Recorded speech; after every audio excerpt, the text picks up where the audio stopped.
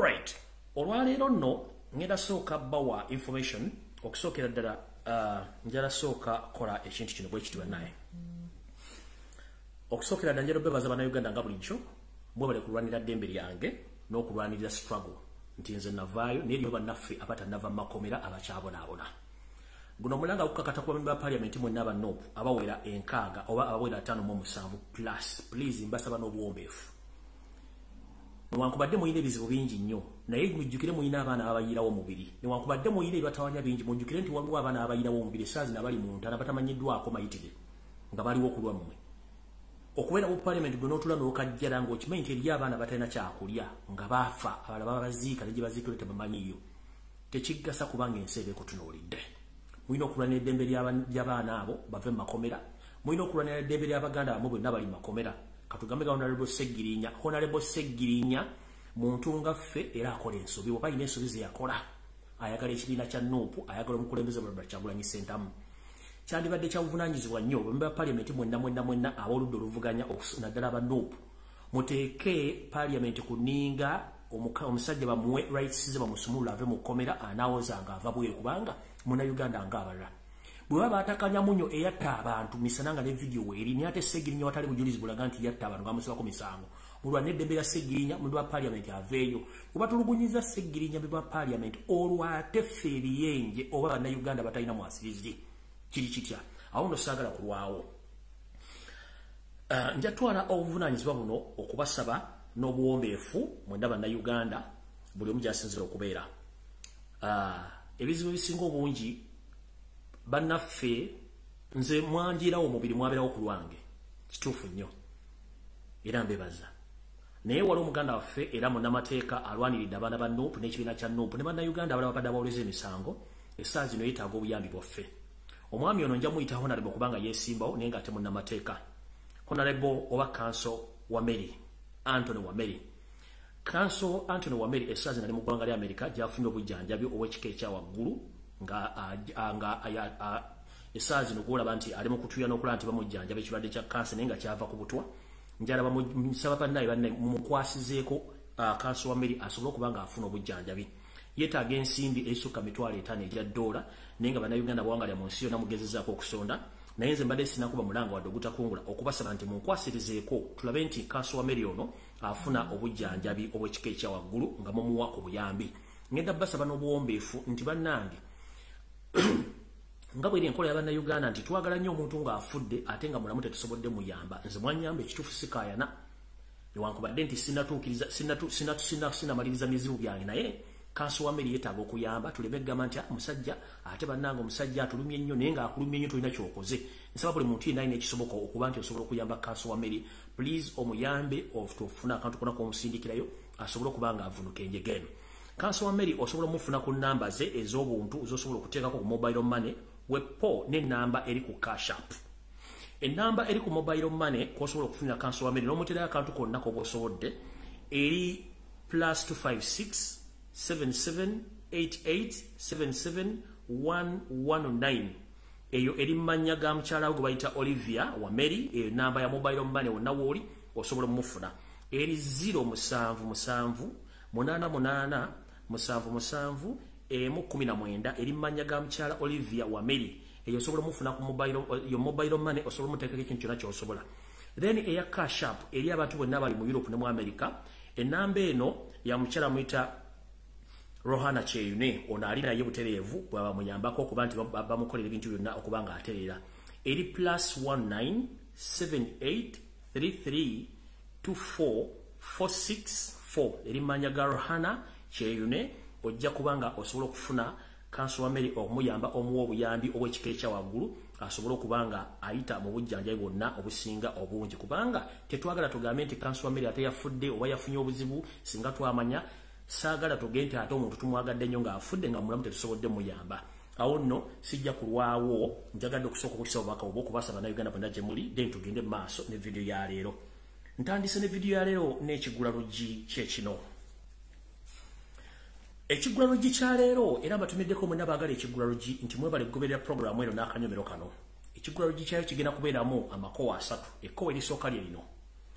buli olabanga waliwo ekintu kyonna ekitambula mu ggwanga nga kitandise okujjamu embaliga manya nti waliwo obuzibu okusookera ddala njala tutwala okusaasira kwange eri bannayuganda mwena baviiriddwako abantu bammwe mu njega yonna ebeeguddewo nti kitalo nnyo ddala mukama abagumye ekyo tusobodde kibagamba nti mukama abagumye kubanga yagaba atera yajjawo ebintu bino njala mwetegereza ebintu bino mu ngeri esoboka ekigulalo gye kitandise kiti mu nsi yonna teri musajja asinga kutya nga Yoseri ti bahabula tabayisira mutabani mwakaleekezi nsi yaleeta nsanga bisibe yasinga okutya kubanga n'ebigambo bugambo bimukankanya n'agenda mukamugwanya n'atula okwo n'atandika okweraliikira ebigambo ebyogerwa mu kino ntegeeza ki njala bategeeza nti mwalaba wiiki ewedde ebigambo byali bingi nnyo ku social media baganda baffe aba group ebadde etuzanyira emizango nnyo egitunyumira egisesa egiyigiriza wepo n'egitusoomooza tulaga biki ebigenda mu maaso tuyita babizonto abadde abana nga babayingiddemu ne babasattulula kino njala kibagamba kiri political tekyabadde nti kiri ku ssente oba kino okusattula bizonto yabadde enteekateeka ya gavumenti ya NRM nga bayita mu bantu baabwe ab'omunda okusattula abantu bano era njala bagamba to confirm to you that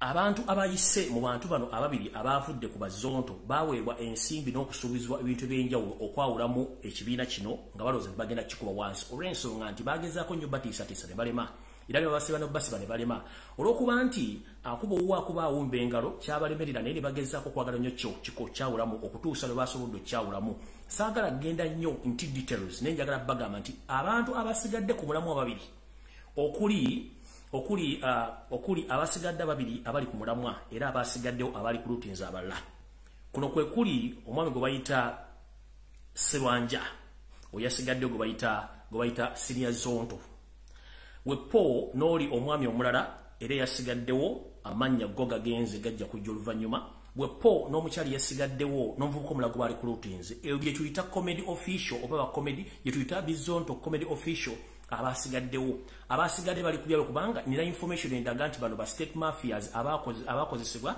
okuba nti badistracting abantu balowooze nti abantu bano si balungi mu society so nga ate kyali kigendo kya gavumenti kwawula mu bizonto olw'okuba nti bo babadde babakomerera ng'ensobi ze bakola okuzoogerako ziyisa mu ngero wepo ne mu nnyimba okuba nti baswaza gavumenti kwe kusala gavumenti bayingiremu ebajjeko bannaabwe basobole okuggwa naye bagamba nti buli kintu kibeerako omutandisi waakyo so mukulu Serwanja ono ne munne oli Senior Zonto bwe bakola ekintu kino namukyala yasigadde n'omuvubuka omulala gwe bali ku lutinze eyo gwe tumanyi ng'abantu abaagale ku ludde lw'abantu abasigadde bali ku byabwe ekyo nkibagambye nti mwaddemu omukono gwa gavumenti era byonna bigenda mu maaso simanyi bya contract simanyi ensimbi nedda ensimbi zibadde zibaweebwa ekyo si kizibu kyabwe ekya contract njala kinyonyola bulungi mu nsi engunjufu contract zonna bw'oba ogenda okufuna omulimu bakuwa contract n'omanya nti nina omulimu nemba sikoze nina okusasula ku nkomerero y'omwezi teri muntu atayagala contract so banga bakwasa contract si ekyo kyabadde ekyekwaso ne service kyali ekyekwaso just bano babadde mu mukono gwa gavumenti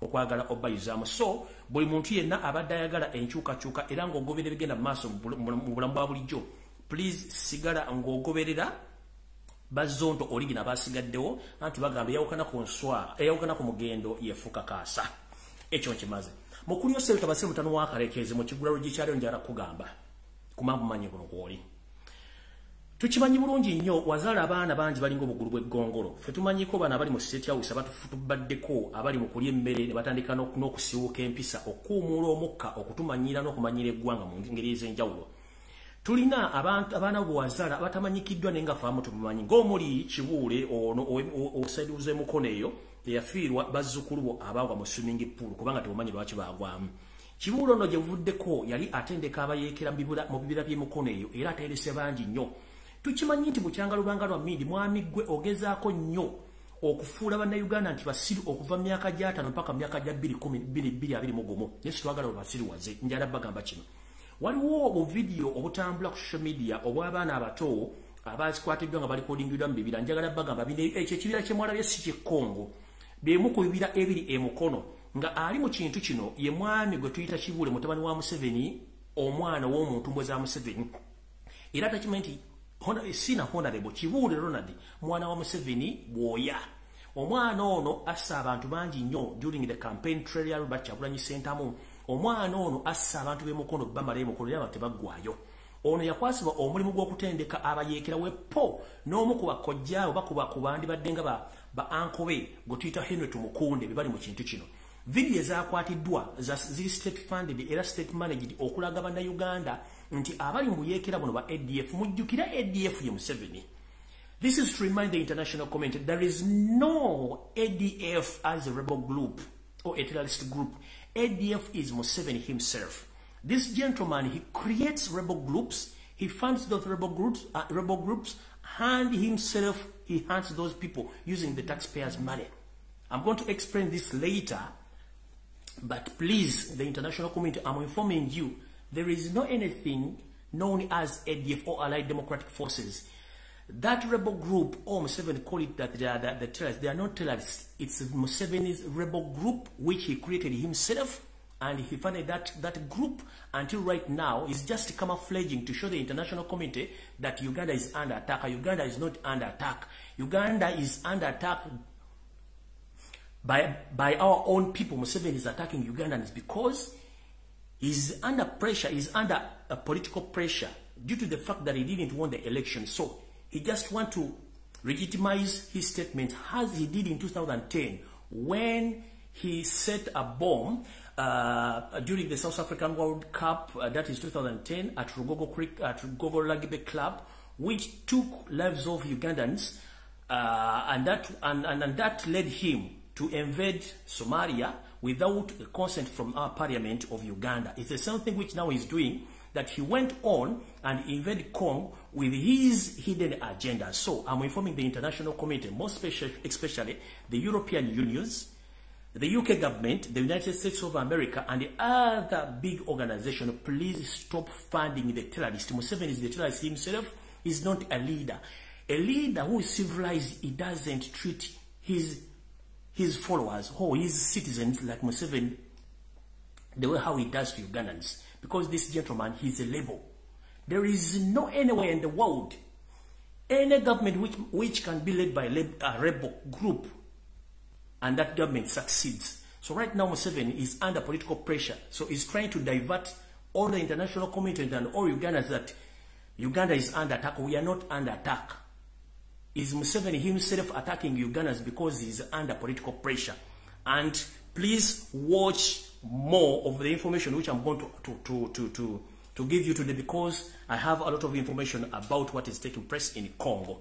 So as we speak right now, those videos which are circulating on social media, that these young people, they were recorded in Congo. No, it's a false information. Those kids, they were recorded in some Mukono district, and these people or these kids are trained by his own son called Ronald Chibure and his brother-in-law Henry Tumukunde, because they have been doing this all along since 1980 by camouflaging and creating label groups. So it's exactly what he's doing right now.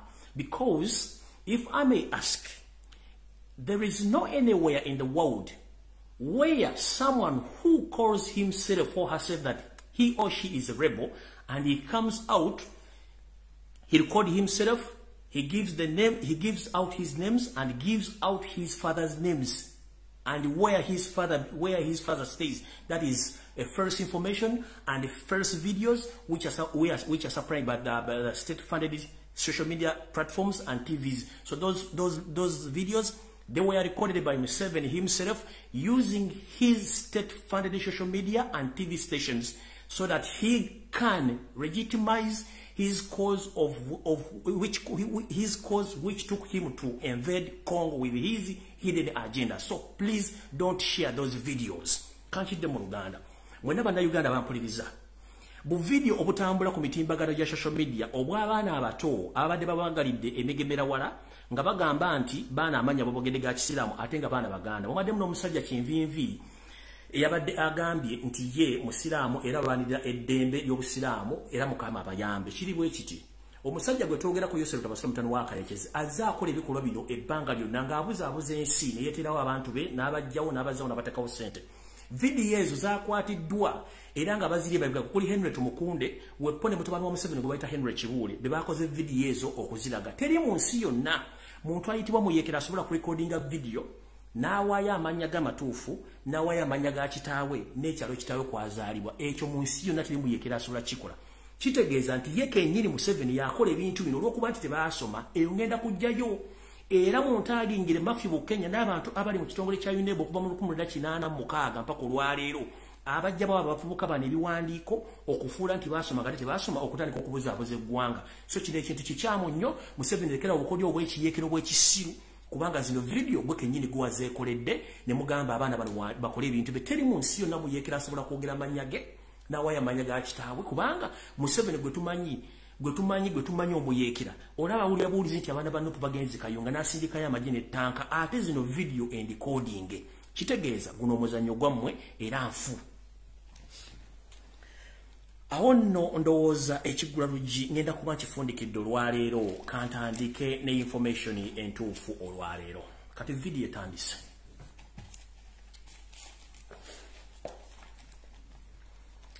njala montagingira Jeno Katumba Wamala Vincent Bamulanga Kisempijja ntandike ne information ebakwatako egenda kubeera nga security alert ndyoke ngende maaso naye nga sinagenda eyo mukulu Katumba Wamala yeno message yange gyensembayo kusindikira olwaleero ebisigadde Katonda kukulembere bagamba mpulukutu za musota zigenda na migomika ngezezzaako kulabula naye oganyo otegeera naye ntegeera embeera mwoli n'abantu abali mu gavumenti ntegeera embeera mu muli nti yoseriti bahabula otabayisika mutabani wa Kaleekezi nsanga bisibe ensi yaleeta muzeyizedde bw'aba agenda okuwa omulimu asooka kuwonga n'akutwalako amagezi n'okutegeera n'alyoka akola by'ayagala era kiyakola abantu abamu Katumba Wamala muganda wange ndowooza baakuwonga baakusika omuzimu okuba nti okyasavinga mu gavumenti yakuttira omwana era yagezaako okkotta kati ngenda kuwa information esembayo mu bulamu bwange dine bwe naaba neebase drone ezinga nti Katumba Wamala wamutaddeko omudumu bagenda mutta sigenda kyogera ku social media ngenda kuleka ofe eno last message ngenda okusindikira era bwebaka bengenda okusindikira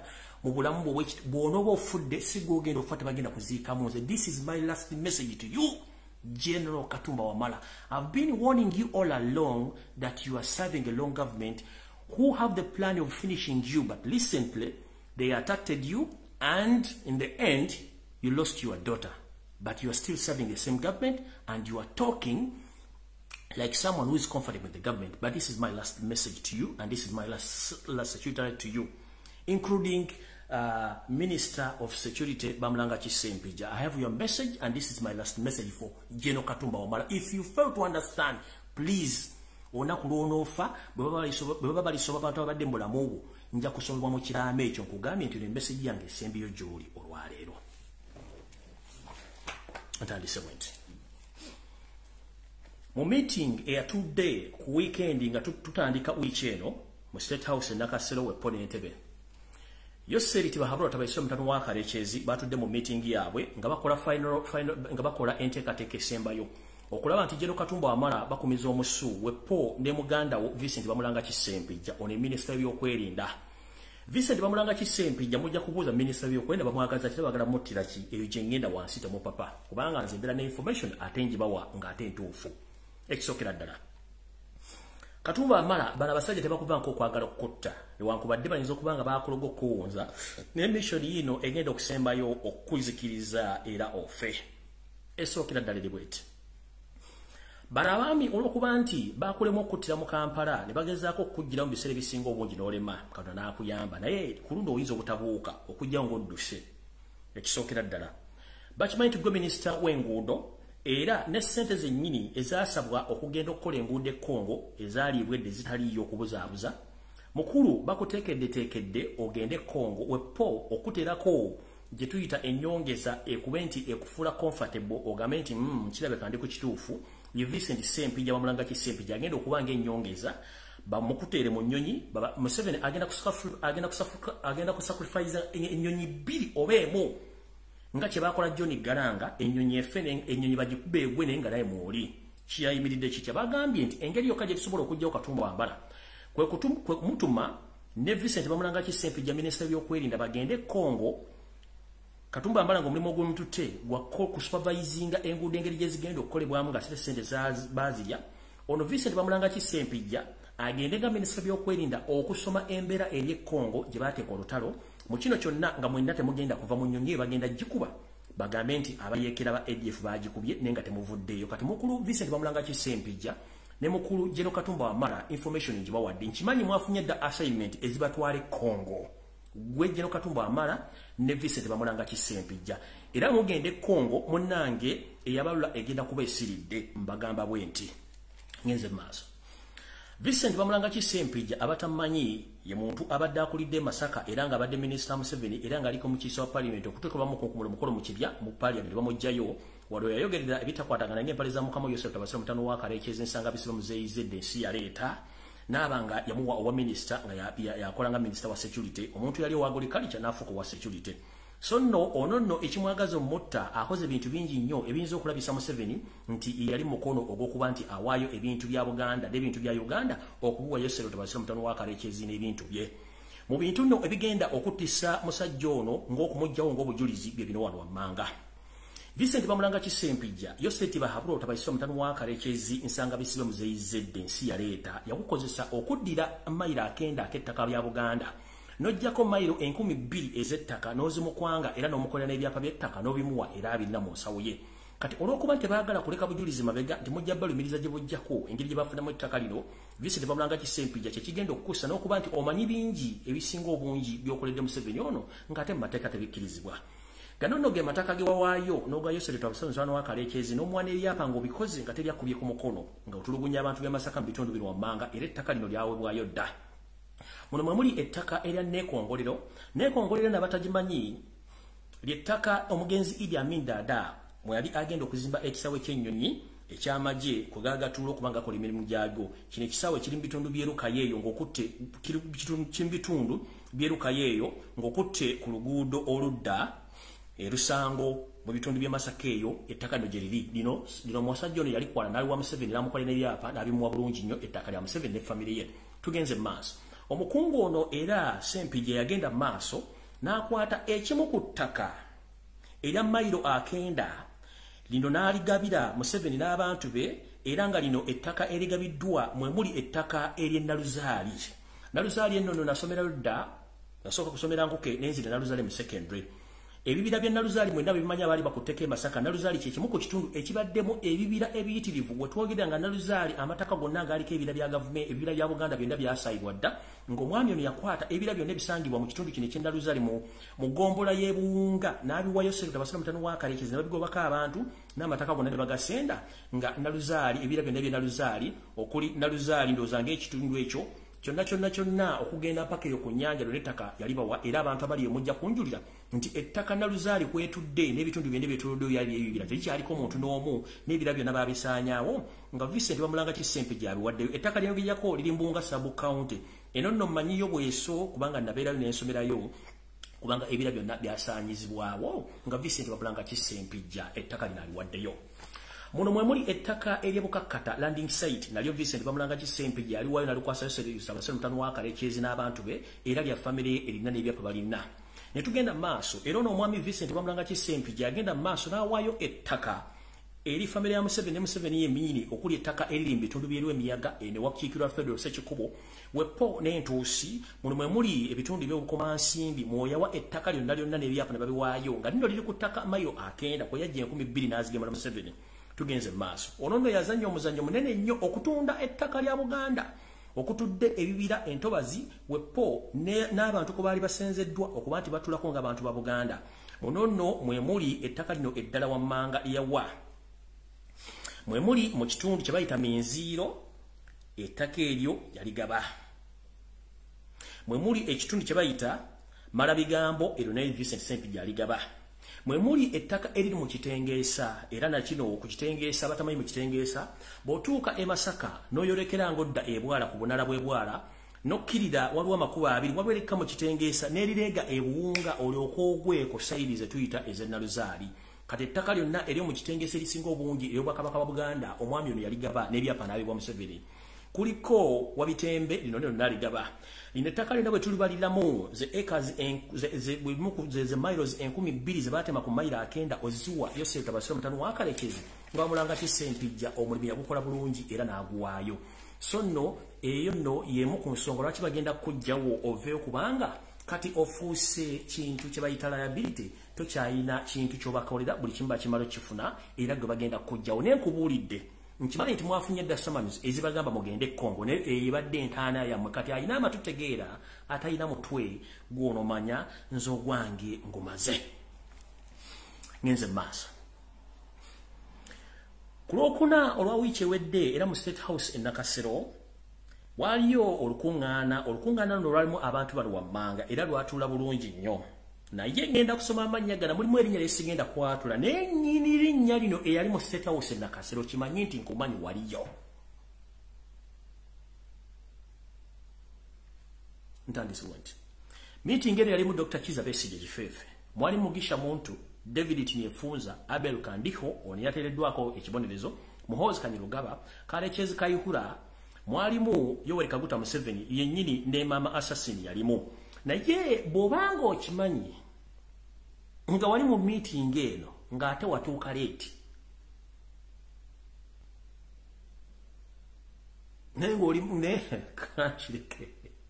kankireke naye kitegeere nti omuntu yenna okimanyi nti wali mu meeting eno nga weefula nti oli mu opposition era ng'okuba nti oli mu opposition nkulaba omukulu erinnya lino kandisirikire for the sake of Ugandans kandisirikire kubanga bwensoma erinnya lijja kuleeta ttagali kandisirikire naye kimanye nti bw'oba ali mu meeting y'Olwokuna mu State House e Nakasero kumanya gensomye nga waatendinga meeting but very late wajja late but you agreed with each and everything which was discussed on kimanyi nti nakutegeera era nategedde nti wooli ngenze maaso mu bintu ebyetasibwako mujjukirako nga tukyagenda mu kalulu nabagambako nti abasajja bano balina enteekateeka etandika okutiginya emmotoka z'abakulembeze abali mu kibiina kya NUP omuli bammemba ba parliament n'abakulembeze mu kibiina kya NUP okuzitiginya nga basasula ensimbi empya n'enkadde nga baziwa bamakanika gye baba bazikanikira oba nezikola saavisi okuba nti batempalinga nazo nti omuntu yenna abaagikozesa wabanga agenda mu ngendo empanvu emmotoka emukyankalaneko emukube ekigo era emuttirewo mu kino nno waliwo mwannyinaze ali mu ggwanga ery'Amerika bamusindikira omutujju n'akimukola emirundi ebiri era emmotoka ze ye yennyini gye yeevugira baagikola ekintu kyekimu wepo n'emmotoka gye yeeyazika okuva ku mukwano gwe baagikola ekintu kyekimu kino kyekyokulabirako kye mbagamba bamusindikira omutujju naye ng'ate yeefudde mukwano gwe eyatempalinga n'emmotoka zino lwakuba nti emmotoka z'abazungu eziri modani kati ekubuulira nti munnange emiri emipiira mifu munnange eyingiri ekyamuse oba waliwo ekitagenda bulungi mu bulekizo emmotoka n'ogiteeka ebbali singa tekyali kino singa mwannyinaze ono mufu kubanga abasajja bamusindikira omutamanya ŋŋamba naye ng'ate naye bw'omusomako oliginiye musajja aveeri abataagalira ddala Uganda ngenze maaso mu bantu abawereddwa ensimbi okutambuza ebikolwa bino mwe muli abantu bano wammanga mwe tandika na Kiza Besigye Mugisha Muntu wepo ne Kale Kayihura abagenda okutambuza ssente zino ziwa makanika okulondola emmotoka z'abantu gye bazikolera service okuzikyankalanya era mu bintu bino bye bakoze ekintu ekitakoleka era ekitawunyikamu enzita eyakatuwa naye abantu batandise ojjeekengera ko bo katudde ku plan gye twali tuteesezzaako ey'emmotoka so nno nsuubira nti accident zibadde zigwa mu Uganda muzegendereze nnyo olw'ebigambo ebigenda mu maaso mu Uganda naye nga buli omuntu eyabadde mu meeting eno erinnya lyo ndiresi nejjukira essaawa zino manyi ku video kuno oyinza kuwulira kuba kwoli naye nga meeting eno wagibaddemu oteekeddwa okuba nga omanyi kye mwadisikasinze okukola abakulembeze ba NUP nga bwe mulino Kyagulanyi Ssentamu okutempalinga n'emmotoka ye mu nsonga endala omukulu Robert Kyagulanyi Ssentamu mbadde nkusaba mukulu bw'oba ogenda e Kayunga weegendereze nnyo entambula yo n'abantu b'odiringa nabo kubanga kyo kigambo ekitegeere so njagala tegeeza message eno njagala gitegeeza abakulembeze bonna bafuga eggwanga lya Kenya eno kanjogere mu luzungu era mugisindike bulungi this message goes direct to the President of the Republic of Kenya and the entire nation of Kenya. This is to inform you that as time comes, you are heading towards the elections of 2021 of choosing the new President of the Republic of Kenya. There is a well-planned move of destabilizing Kenya by Yoweri Kaguta Museveni, the so-called President of Uganda. He had organized so many randees from different parts of East Africa to enter Rwanda and to disorganize the security system of Kenya and even to disorganize the elections. As we speak right now, I can confirm to you from reliable sources that Almost 200 Rwandese origin, they have spies, they have entered Kenya, and they are operating in different areas and different cities of Kenya. As we speak right now, some of those spies, Rwandese spies, they're operating as taxi drivers. Some of them, they are operating as baba in saloons. Others are operating at Mombasa port, and others are staged or stationed in different cities around Kenya.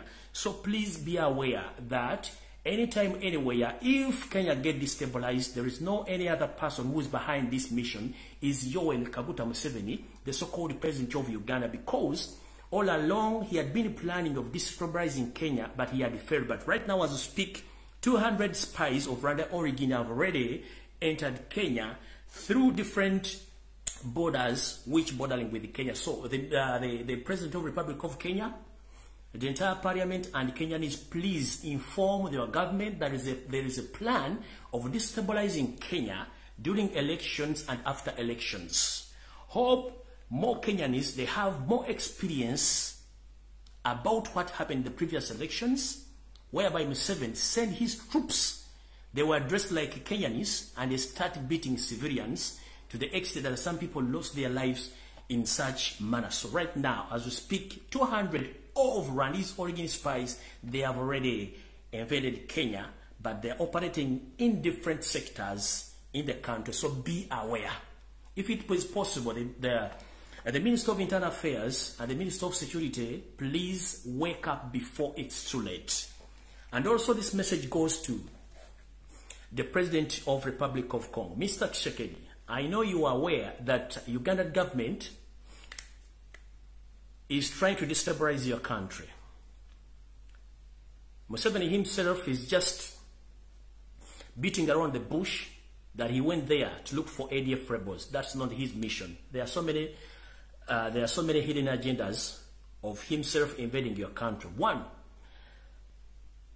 last week you heard that some of the United States embassy staff members, their telephone gadgets, they were spied on.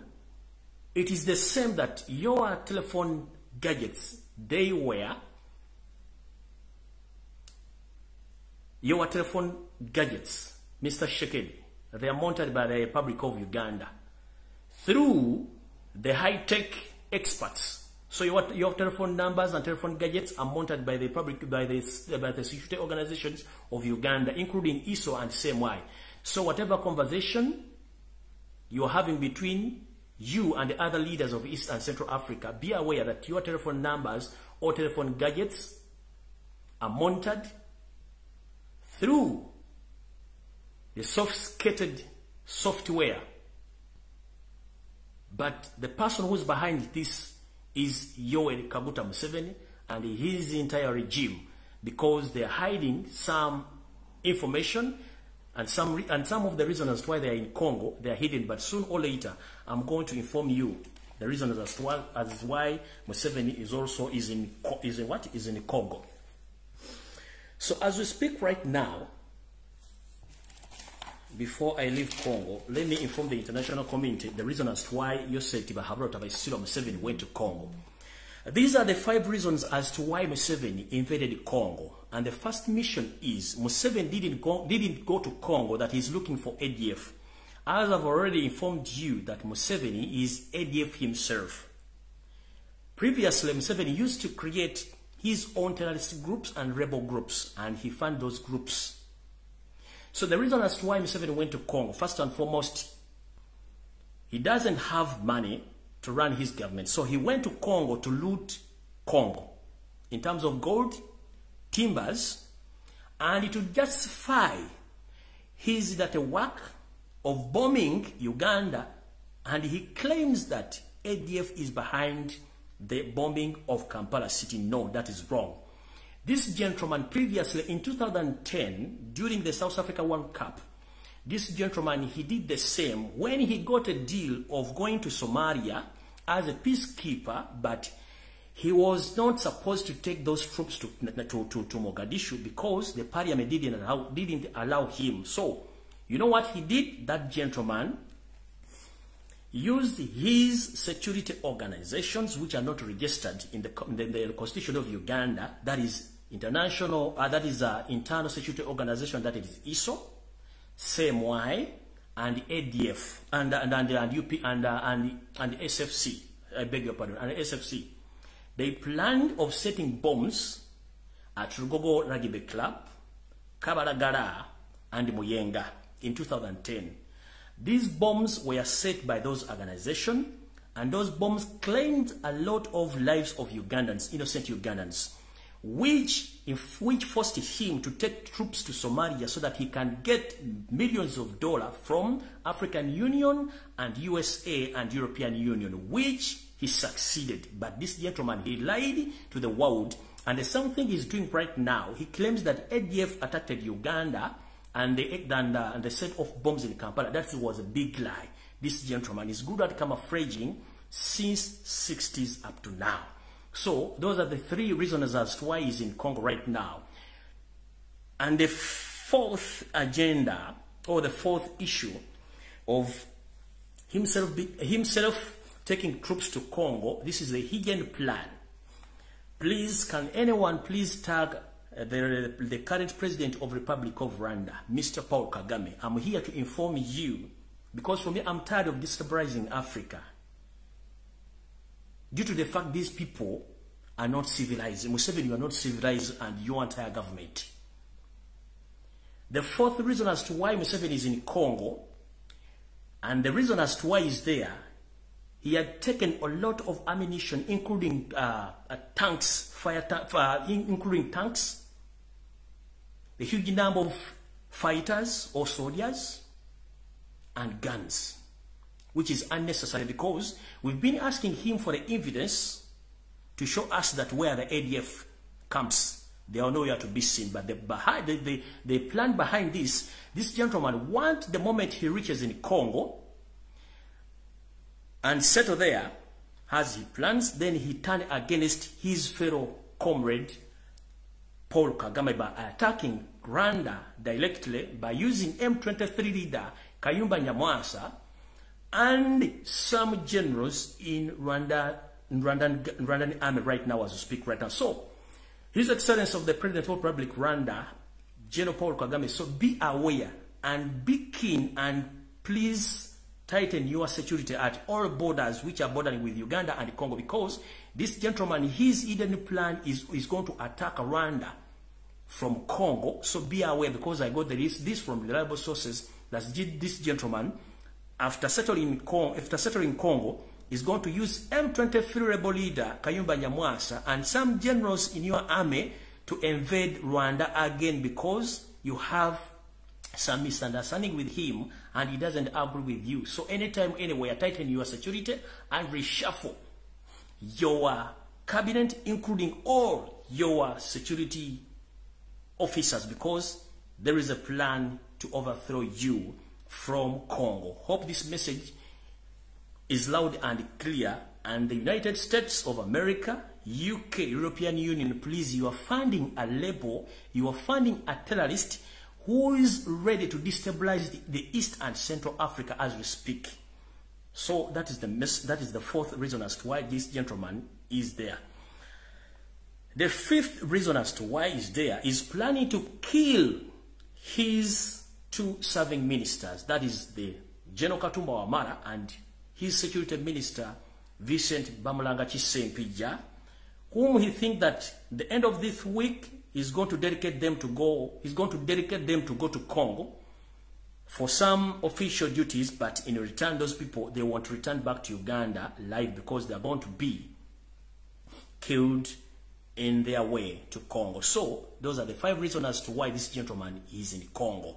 And this message goes to the international community, because this gentleman has his own plans against the entire East and Central Africa. Previously, I told you that this gentleman is the one ruling Burundi, is the one having a hand in Rwanda, but unfortunately, these two people, they got misunderstanding. But fun enough, I'm still asking myself, during the 1994 genocide in Rwanda, Museveni was the one who facilitated the APR, all those rebels from Uganda. He gave them cash, guns, and troops.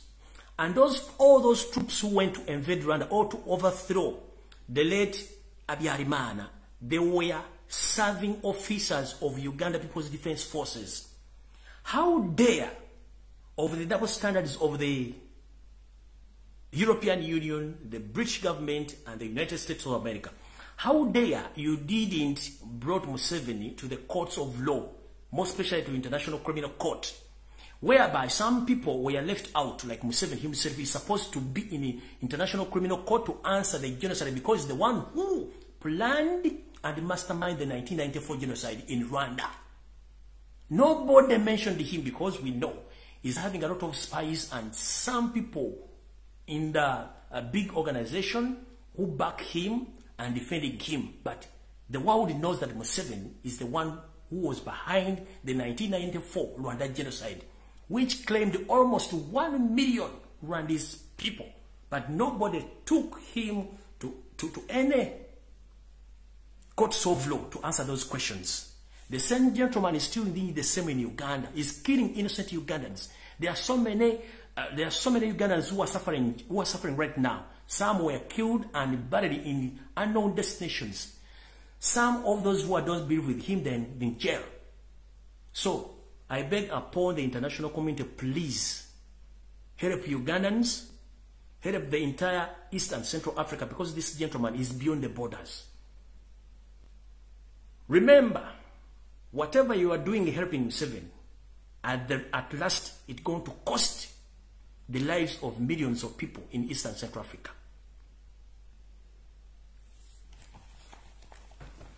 Ngenze maaso.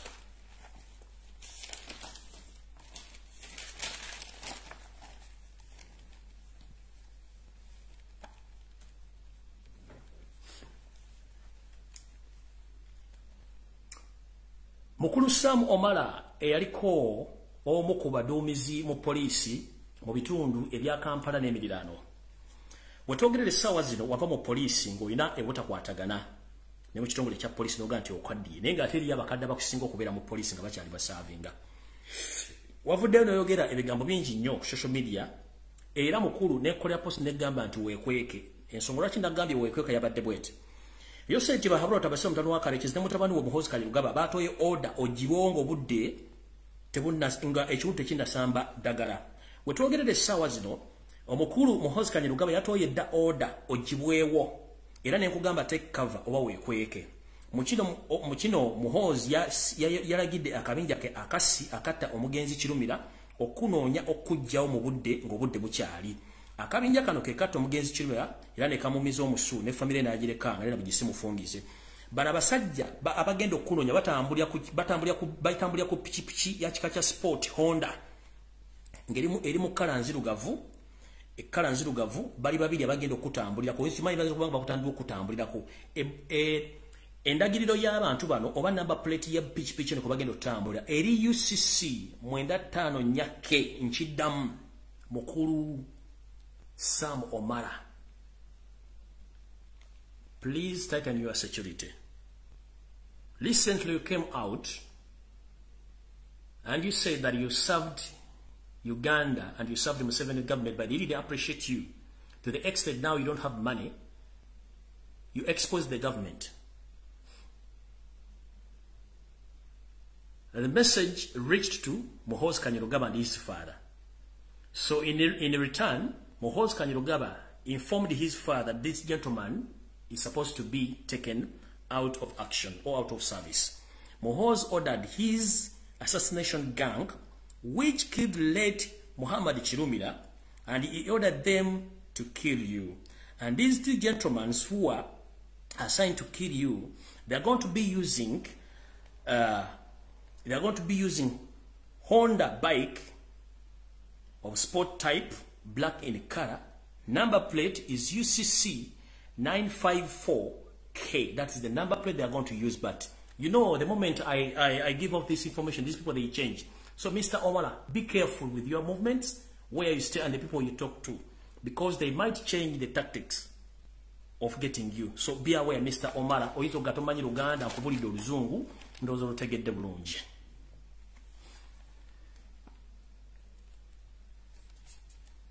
Tugenze maaso.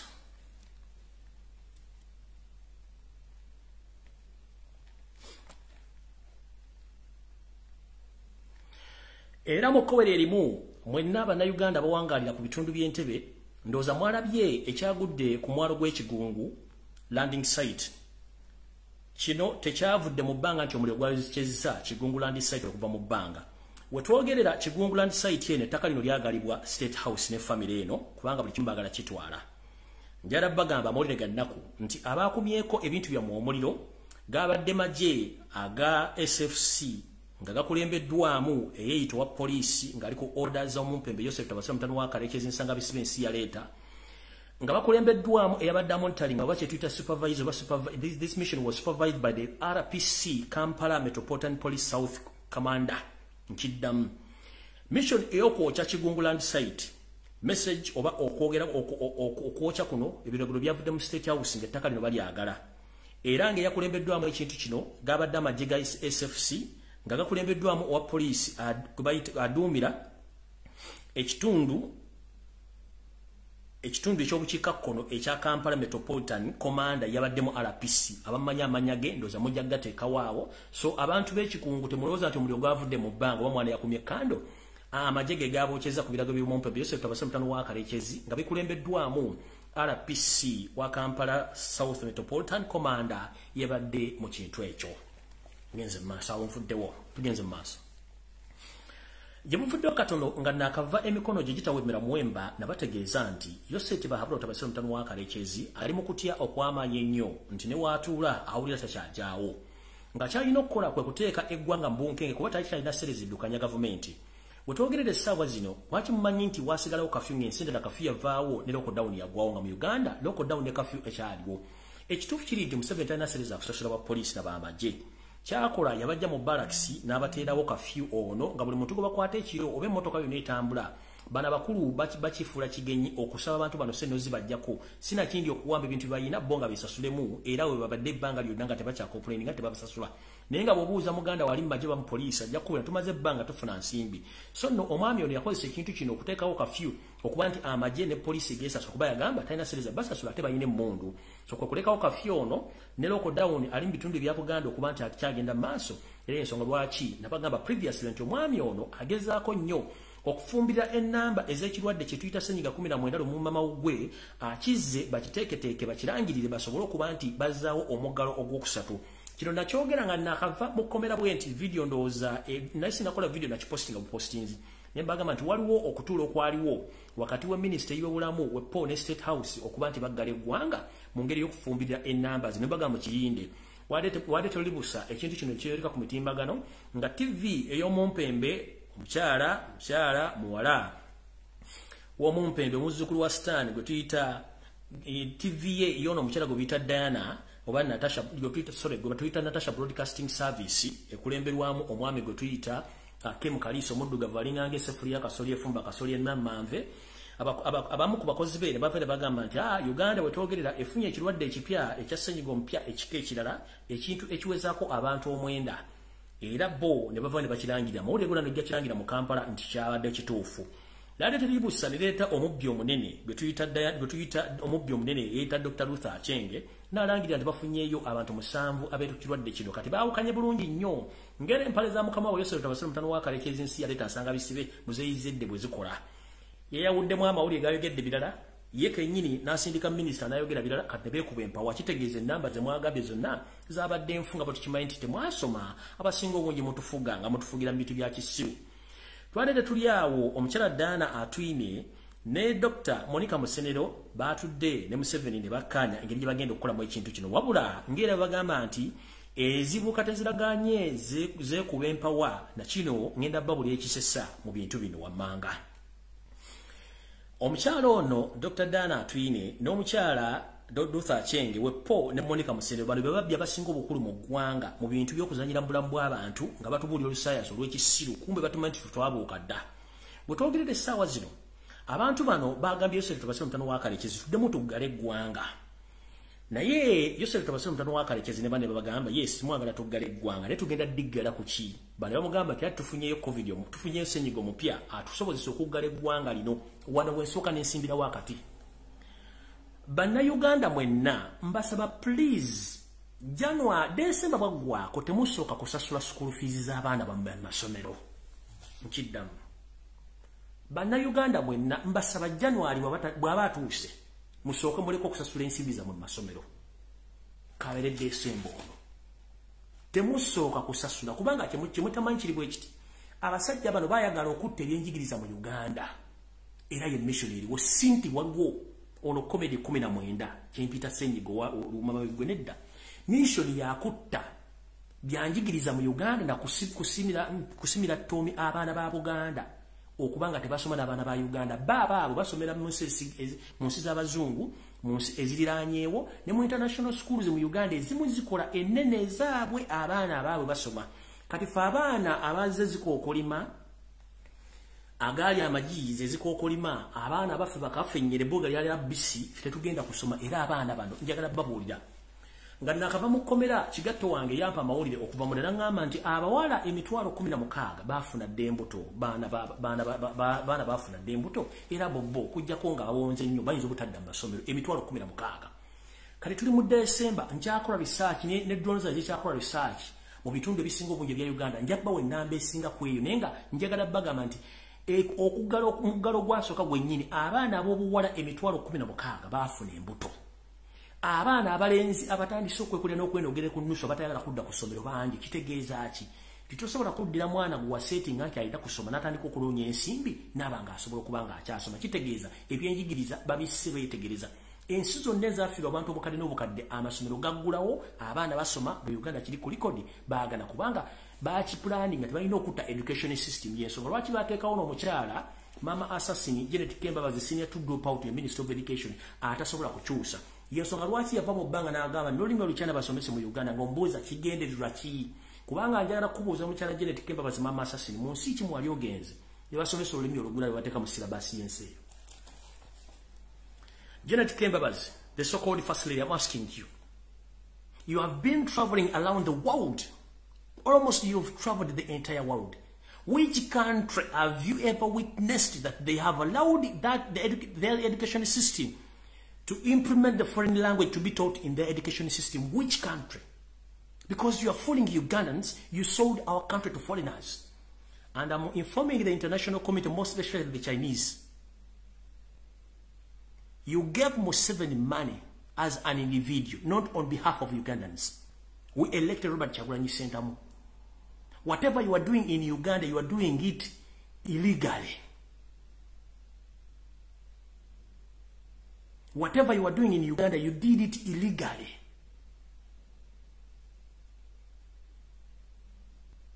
And the biggest number of Chinese you are in Uganda illegally.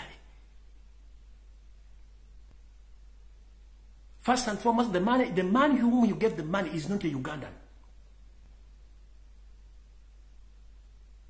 Sam Kutesa, the man who was there to sign those agreements, is not a Ugandan too. Janet Kembabazi, the first lady, is not a Ugandan too. 3 of them, they have baked. They signed what they didn't understand. At first, they signed the agreement without reading and understand the terms and conditions of those agreements. So, for last, we know that we voted Robert Kyagulanyi Ssentamu. Whatever agreement you had with Museveni, it was a personal agreement. And let me inform you before it's too late, please. Museveni has a lot of properties outside Uganda.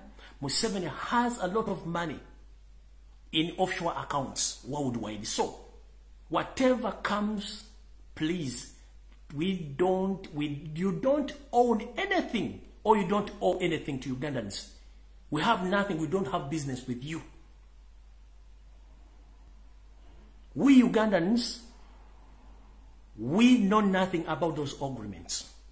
Deal with Museveni is having his own properties.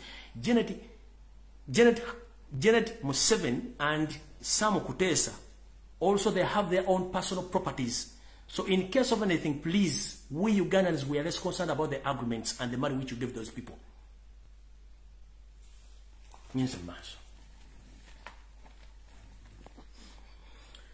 awo mbadde nandazeeko nga ngenda kujja wano malirize ekintu kya COVID-19.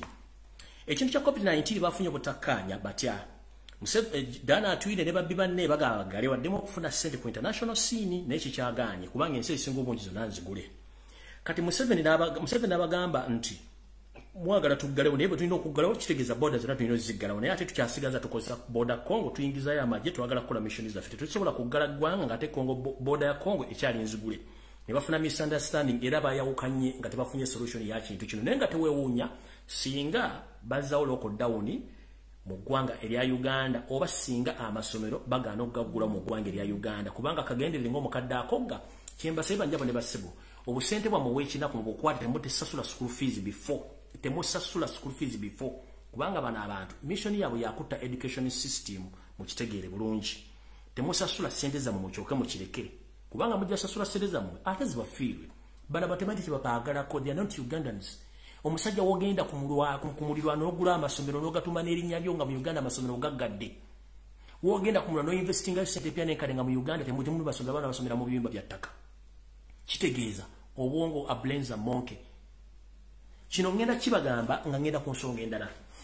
Njagala mukulu Matthew Bukenya eyali owa Uganda National Examination Board ne Minister of Education abaaliwo mu 1986 okutuusa bwe babagirako mulina ebibuuzo bingi nnyo ebyokuddamu. Okusinziira ku reliable information oba reliable sources ezingamba nti abantu bonna abali mu gavumenti ya Museveni okuva mu 1986 okutuuka wano ne bagiddewo Matthew Bukenya empapula zonna ze mulina ziri forged. Zonna ziri forged baba wampe temusomangako. Muno mwe muli empapula za P7, Senior 4 ne Senior 6 mwenna abasinga obungi. That's why you are not civilized. Let me tell you this. My fellow Ugandans, this is to inform you that the entire cabinet of your state Bahaprota by Siva, the son of Karekezi, and CRA, Tansanga Bisum Zayzede, they came in power by camouflaging. I'm still doing the investigations. How and when these people they got all education, their qualifications, because my labor sources informed me that all those people they got those education qualification from the Minister of Education and from UNEB. But those qualifications they were awarded by those officials who were in those offices since 1986. Until some officials, they were changed from those offices. So all those people, from those government officials from 1986 up to 2000, somewhere there, all your qualification, education qualification or academic qualifications are fake, including the first family, some ministers, and those who are still serving in the government. All your academic qualifications are fake.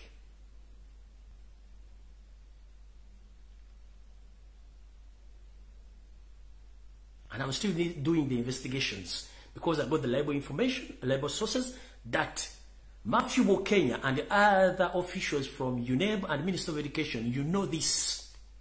You awarded these people academic qualification on gunpoint. That's why they are not civilized. Because a person who is civilized, a person who is educated, you can't kill your citizens. You can't torture your citizens, as Museveni does. We are in the 21st century, whereby we bring issues on table and we discuss issues and we accept or we negotiate than killing each other. Because you are not civilized, that's why you're killing Ugandans. So, I'm still investigating that information and I'll soon come and expose these people. Nyenze mass. Echaloko down chiri matankane. Bwana amusao, it's up to them. Kubanga bachimanyi kigenda kubeera political. Ate kikyali nti kiri kya kugeza okutangira bana Uganda kutafuna bulwadde. Kiri political. Ekyo nkimaze. And also I want to inform the international community that Yoweri Kaguta Museveni, Yoseri Tibahabrota by Siba, the son of Karekezi, whom you are funding as we speak right now, and whom you are supporting, is a very dangerous man. right now is fighting against Muslims in Uganda. Let me repeat this. Right now, Museveni, he knows exactly that all the international terrorist organizations, they claim to be Muslims, which is not true. Some time back, this gentleman,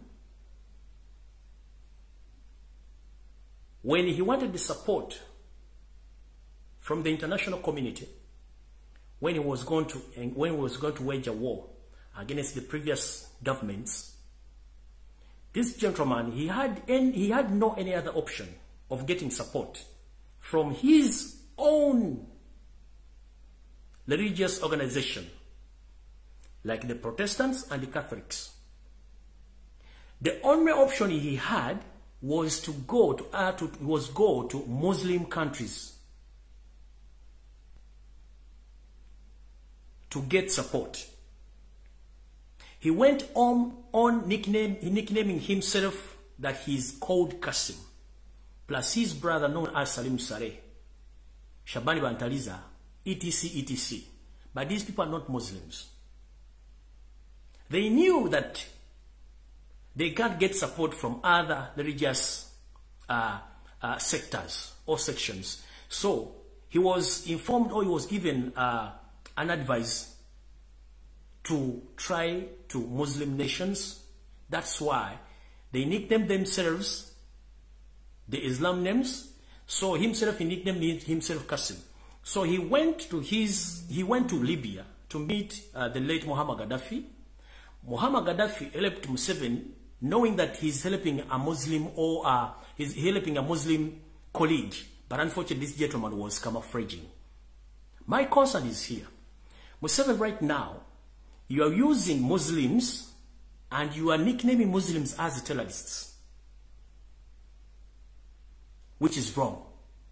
You've been killing Muslims all since 1950s, 60s, 70s, 80s, and even in 2000 they're still killing Muslims. Why? If the Catholics didn't help you, if the Protestants didn't help you, but the Muslims helped you to gain what you have right now, why do you camouflage? And why do you hate Muslims? Why? Why do you kill Muslims in Uganda? And you went on, created a labor group called ADF, Allied Democratic Forces. And you are working with the gentleman called, the gentleman who is right now he's not in Rizila prison. This Jamil Mukul also is a Muslim man. You went on killing Muslim cyclists. And some are still in jail, rotting there. They are ongoing circulating videos on social media of the young boys and grown-up men who came out, were staged by your son and your brother-in-law. They are saying that they are Muslims, young in age, they are ready to fight for their religion, to defend Allah. But we know that you are good at doing that. So you want to show the world that the Muslims in Uganda, they are behind the terrorist acts in Uganda. That is wrong. The Muslim community in Uganda has done a lot of good things to stabilize Uganda peacefully. But for you, as a man who doesn't think before you act, you've tried to blackmail the Muslim Ugandans to the extent that a big number of them that are being killed, others are rotting in jail. And you nickname them terrorists. But remember, previously, nobody helped you until you were given a plan to become a Muslim. You nickname yourself that you are Qasim, so that you were helped by the late Gaddafi. But now you are tarnishing the name of Muslims in Uganda. You must stop this. Can't you demo Uganda? Mukuru yoseri tiba haburu tabaisilamu tabanu wakarekezi eita Museveni obaka guta. Mu myaka emikadde nnyo mwetuma manda g'ekisiraamu nenga temwali basiraamu kubanga mwakimanya eddiini y'Obukatuliki yagaana obbayamba, eddiini y'Obuprotestant yagaana obbayamba, nga tebasobola bba wadde ekikumi wadde ki wadde oba ekikumi okubayamba naye nga teze eddiini zammwe ne babawa amagezi mwetume amanya g'ekisiraamu awo mujja kufuna obuyambi kubanga abasiraamu eddiini y'obusiraamu n'ebitongole by'abasiraamu mu nsi yonna bisobola n'okukuwa looni nga tebikuweereddeeko magoba kubanga amagoba mu busiraamu tegakkirizibwa amagoba ku looni era obusiraamu bwakuwa ekintu aga Allah kulembera ofune kyoyagala kati mwe mwakimanya nti okufuna obuyambi mulina kwetuma amanya ga kisiraamu ne mugeetuma ne mugenda e Libya Muhammad Gaddafi n'abayambanga abasiraamu basajja mmwe ng'eddiini zammwe ziganya okubayamba n'abatonda baganya okubayamba ne mwetuma amanya g'ekisiraamu ne mujja muyeekera gavumenti ezaaliko ne zivaako ne mudda ku manya gammwe oligino era Muhammad Gaddafi ababafa abakiikidde ensingo bwe mbanga mwakozesa amanya g'abasiraamu okufuna kye mwagala okutuuka lwaki mutta abasiraamu nze siri musiraamu ne ffena tukkiriza muntu omu gwe bayita Katonda bo gwe bayita Allah. The difference is the language. But we are all human beings and we are all Ugandans. Stop killing Muslims. Because they played a big part to bring you where you are right now. You are killing Muslims, but they are innocent Ugandans.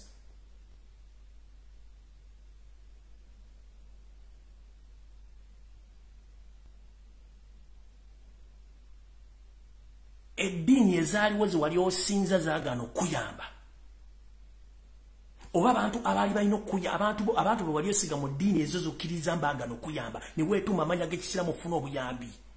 Think twice nti abasiraamu be banyamba lwaki obatta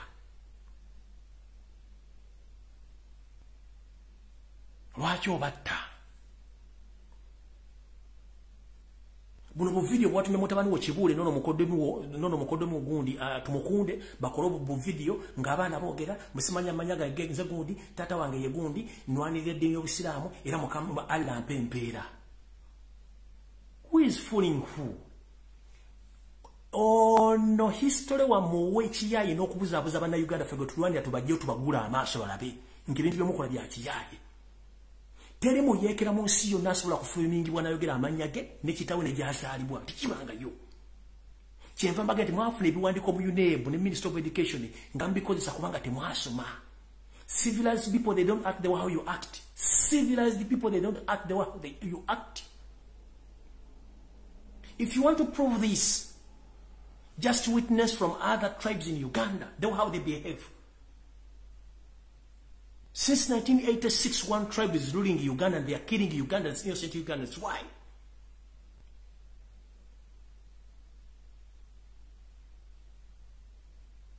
Because these people, they knew that you were devil.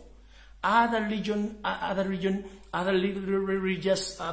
organizations, they knew that at one time you become a problem. That's why they didn't support you. Naye omusajja yakuyamba. Abasajja bakuyamba amanya gabo gafudde ekyokutuulako. Kasimu otte Sheikh Kirevu. Kasimu otte babisiraamu weetuma kyaki ng'okimanyi nti si kyoli munda muli kyenga bannayuganda omusajja gwomuga nti afuze eggwanga bulungi alese abatta abantu emiliyoni n'emiliyoni z'abantu ze basse mu ggwanga gwomugambo ye musajja afuga eggwanga bano abasajja tebaasoma yesobola ki buli kimu bakikola kifuula nnenge n'olyango oli avaayo asapootinga kati mbabuulidde history bw'asoma ono ogenda ofuna emundu n'okola yakozesa amannya ga kisiraamu kati right now abasiraamu yabatta okuva mu mbala gy'abatta mpaka nakati akyabatta lwaki otta abantu bakuyamba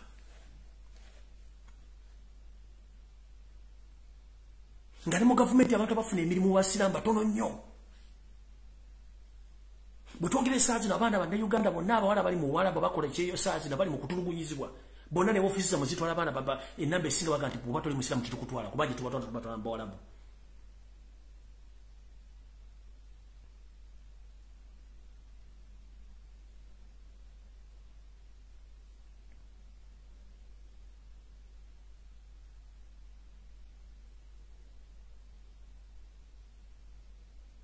This is to inform the international community.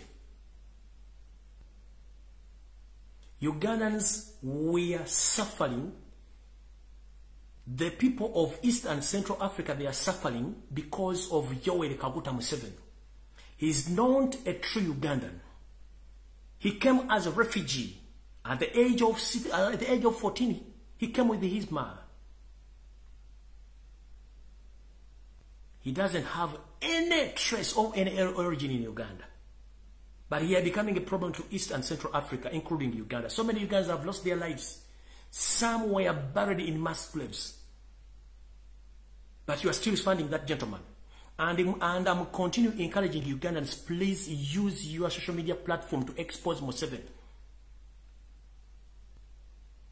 Good enough that you've witnessed the results of using your social media platform, including Twitter. And I'm very happy. And I would like to thank all Twitter warriors. Thank you very much. People using Facebook, please keep on. Twitter warriors keeping on. WhatsApp warriors keeping on. People are posting, what people are sharing and commenting. Please keep on exposing Museveni. Now you are seeing the results. You've witnessed the results. And more sanctions are coming. But those sanctions are coming where? They are coming due to the result that you have been exposing Museveni to the international community.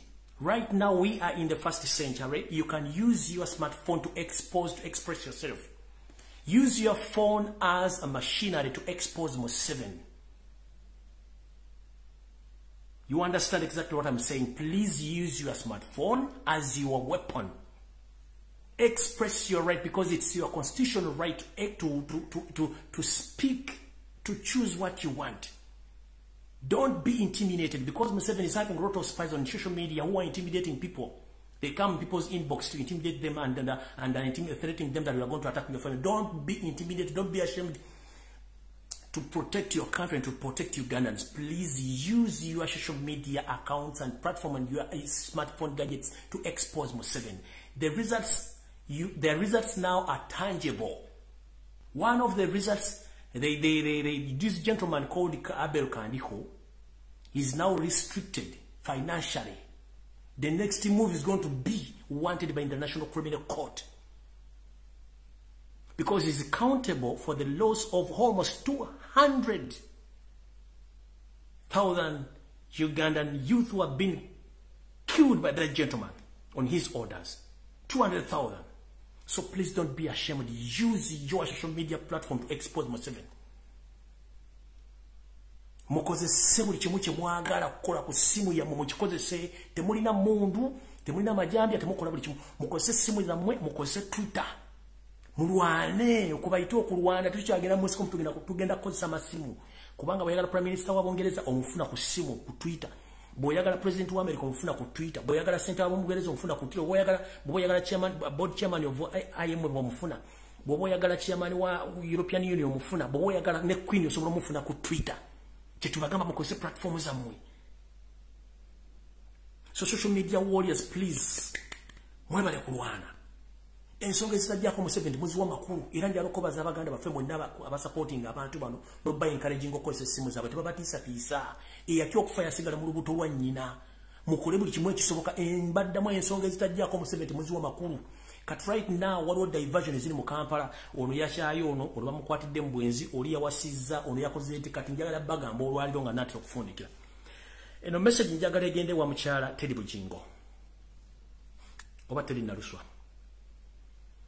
Mama ngenda kusaba ekigambo kimu bobanga Katonda gwosinza akyakuwadde obulamu weesonyi wa media omusajja muveeko linda kooti z'amateeka zikusalira toddamu genda ku TV oba ku radio ng'oyogera ensonga zeyali baawo ziveeko tugamba nti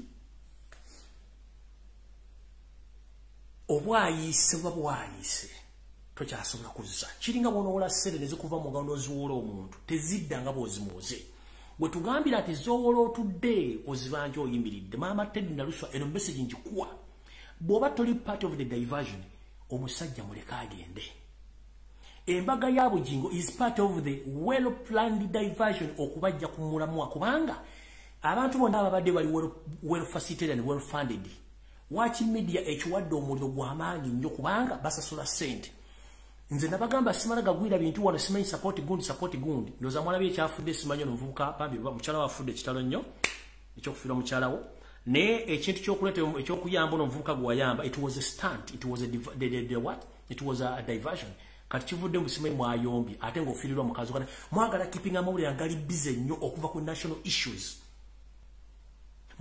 Buli kintu ekijja ku media e Kampala nga tekikwatagana ku nkyukakyuka eba diversion. Buli kintu ekijjako ekitasi kya nkyukakyuka eba diversion temukigenderako. Media bagifuula busy nnyo gimubadde ekyo Museveni kyasinga okumanya kyasasulira. Ekintu kyonna kyakwata ku national issue temukifaako mukole birala. So Mama Teddy Naluswa ngenda kusaba ekigambo kimu. Katonda yakuwa obulamu yakyakubeereza omusajja muveeko. Ekizibu nti wawasa omusajja gw'otamanyi bulombolombo na gye bava tebaswala. Wawasa oba wafumbira omusajja gw'otamanyi nti bulombolombo nene n'obwabwe tebaswala. Tunulira omukulembeze tunulira abeeyita ekintu ekyo ngeri gye bafaanamu tolwana toyomba. Katonda yasinga okutega todda mawulire todda ku TV ebintu by'omusajja biveeko kola byogenda maaso. Linda kooti ekubuulire ekinaava mu kusala ebisigadde birekere Katonda yakutonda toddamu okujja nga nawe oli part of the diversion okubuzaabuza amawulire. Omusajja wabanga yakuviira mu nju n'agenda muleke ekikulu okyalina obulamu. Kyenkusaba maama todda mu mawulire va mu mawulire. Olina obulamu nawe osobola okufuna omusajja n'akuwasa oba n'akutwala. Naye sooka olinda kooti ekusalire so va mu bintu bya diversion simi muli mawulire maama oli mukazi wa kitiibwa ensi ekulaba. Ebyogambo simanyi ladies simanyi single simanyi timu no divorce biveemu toddamu mawulire gw'oswala olitaswala. Ekika ky'abasajja be batyo naddala abasajja abagwira tebaswala tebalina buvuna buddo ekyo kimanyi. Hope you copy this information, Madam Teddy Naluswa Bujingo. Please avoid media. Don't give out any statement because that gentleman left you. God is there for you.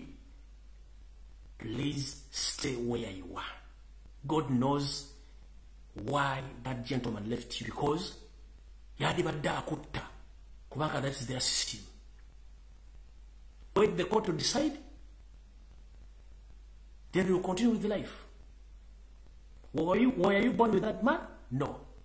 So please stay calm. Don't accelerate those issues. Stay where you are. May God bless you and stay blessed. Please va mawulire. Oli muzadde, oli mukyala alabikako. Ekigali we kigendanga n'enseerere kireke kigende, eky'emiyembe kijja kudda. Yenteekateeka ya Katonda, Mukama akuume. Ngenze mu maaso.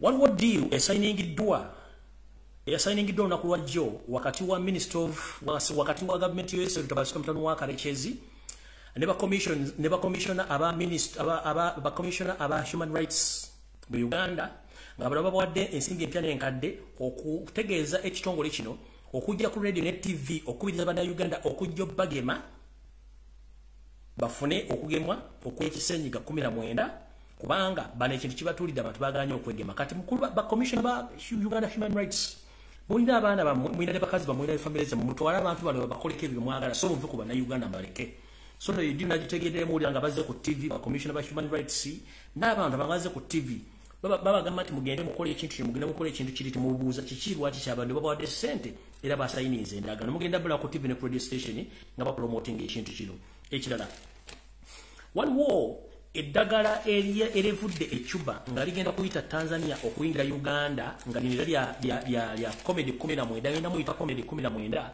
ng'eddagala lino lizigenda kujja nga ligenda kuyita Tanzania okuyingira Uganda eddagala lino terimanyiddwako rekodi zaalyo terigenda kukola ki naye nga lyakubagema ebirwadde bimumanyi ebiriwo essaawa zino ebyalumimawugwe so mbeere careful nnyo nga mugenda okukwasaganya ensonga zino era nga bulijjo bwe nfundikira ngamba nti kiba gy'oli okukkiriza okugenda okufuna empiso obutagifuna.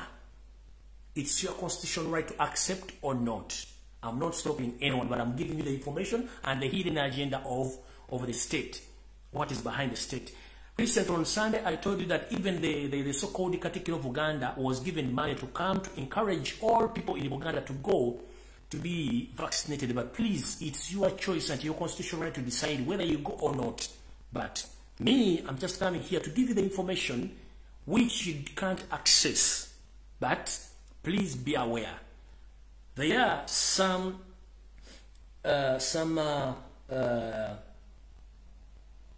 information which you can't access about the ongoing Seniga Kumena Mwenda and the hidden agenda within that system of immunizing. So there is medicine which is coming from Cuba, but it's going to pass through Tanzania. So soon or later, it's going to be received by the Minister of Education, but Minister of Health, but separately. As you know, there is a silent genocide in Uganda. Get to know. Be very careful. Make a decision, but the outcomes are going to be accounted on you, but not on me. Not in any other Ugandan. Your decision is your life. It's up to you to decide whether you go on, or may God bless Ugandans and stay blessed. But I keep on calling on the international community, please stop funding Yoweri Kaguta Museveni. The government of the Republic of Kenya, be aware, tighten your security. The government of the Republic of Rwanda, which is led by the General Paul Kagame, please tighten your security. The President of the Republic of Congo, Mr. Tshisekedi, all your telephone contacts are monitored by the government of Uganda. Previously, you've witnessed and you heard that some of the United States staffs at the United States Embassy in Uganda, all their phones were tapped. So be aware. That is my closing statement. Ladies and gentlemen, may God bless you all. Stay safe. Bye-bye.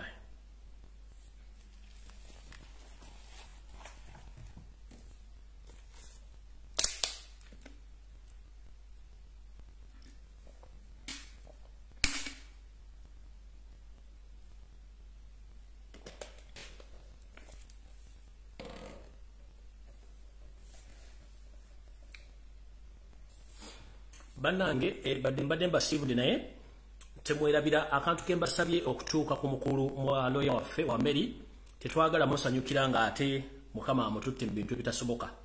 So mbadde mbasaba bambi mutuyambe mu obuyambi mu muganda wange wa Mary. Mbagambye ennamba zikosobola mufuna eya mobile money eri 077 88 77 9 eri mmanya ga mukyala we agayitibwa Oliver wa Mary. Eyo tekako sente zonna zoyagala ku mobile money kubanga omusajja oyo atubeereddewo. Baganda baffe bonna bavudde mu makomera Anthony wa Mary abaddewo. Tetulinayo mulala abaddewo. Abaliwo bakyakola ku misango mirala.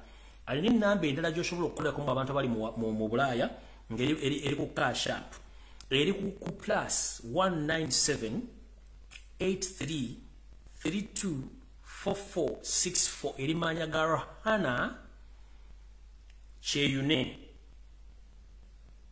oba Rohan Cheyune. Enamba eyo eri plus 19783324464 ya cash app. Endala gye mbagambye eri mmanya ga mukyala we kosobola oteeka kasente konna kuba yeetaaga emitwalo 5 ejja dola okubanga afuna obujjanjabi naffe tumusasudde nga kyatusasudde. Muganda ffe Anthony wa Mary atulwanidde baganda baffe bonna ababaddewo era abasinga obungi bavudde mu kkomero lwakuba nti ye yali asobola okulya sente n'atuvaamu yagaana okulya sente. So mbadde mbasaba n'obuwombeefu nga munnayuganda munnammwe ayagala ensonga zino please omwami ono mukwasizeeko akasente konna ke mba musobodde. Ennamba kagisevinge wano abasobola ogiwandiikako abasobola ogikola ki naye obudde bugenzo omusikasitangi bwadi ngera gipostinga ku page mujja kuba mugiraba. So bane mukama bankumi atakumira mpeera obudde bugenza nezigenda kola saa 3 kitundu tujja kusinkana olunaku lwonna mukama bankumire. Information gye mbawadde yeeyo temwine mugenda jijja mukitegedde bulungi naye nange munsabire nnyo munsabire nnyo neetaaga essaala nnyingi nnyo. Bino bye mbawategera bibawa ate tegajja bibabuulira okujjako okwongera okunsabira na buli kimu ekyetaagisa. Tusinkane enkya lwakutaano tusinkane ku lw'omukaaga probably on Saturday. Bwe naaba naye breaking news I can come but probably tujja kusinkana ku lw'omukaaga if I'm not mistaken. Unless nga not breaking news, if not so, we meet on Saturday if God wishes. So I'll be back on Saturday, but in case I have any breaking news I might come back within these 2 days, Thursday or Friday. But if not, then I'll be back on Saturday, then on Sunday in Bulange Mengo. May God bless you, Uganda, and stay safe. mukama bakomera takomera mpeera mutegere nti Museveni tayagala biteredde ne bizonto bya musajja byawuddemu mu ngeri ey'obufuzi mu gye mutategedde statement ezikwata kwatwakwanie original babizonto we bali era bakulembera bamemba buwulidde era bazizaawo n'abasige ba musigale nga mbagoberera mu basupporting buli kimu kyonna ekisoboka yawukana ku mugendo ye bakaasa mukama bakomera takomera mpeera mweraba